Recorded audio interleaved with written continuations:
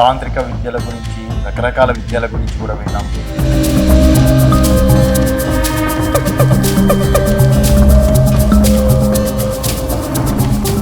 రోహిత్ నందలాల్తో కూడా గతంలో కూడా మనం ఇంటర్వ్యూ చేయడం అనేది కూడా జరిగింది.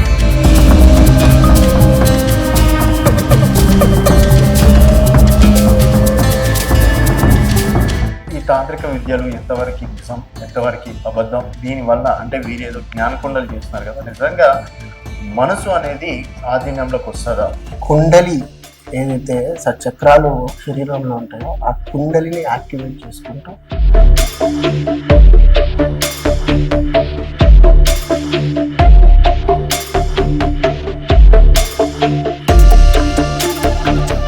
వాళ్ళని వీళ్ళని ఎందుకు డైరెక్ట్ నాకే చేయాలి?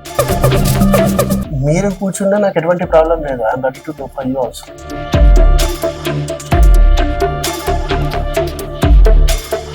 రోహిత్ గారు ఏం చేశారు అసలు? మొత్తానికి వాళ్ళు ఆటోమేటిక్గా పడిపోవడం, వెనకాల నుంచి ఏదో ఏదో ఏదో మంత్రాలు చదివినట్టు అవి ఇవి చేసి ఏం చేసినట్టు?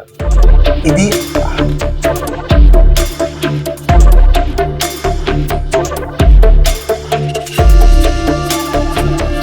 సో డెఫినెట్గా డిప్రెషన్కి వెళ్ళే వాళ్ళు ఎవరైనా ఎటువంటి సమస్యనైనా కూడా దీంతో శుద్ధి అయిపోతుంది.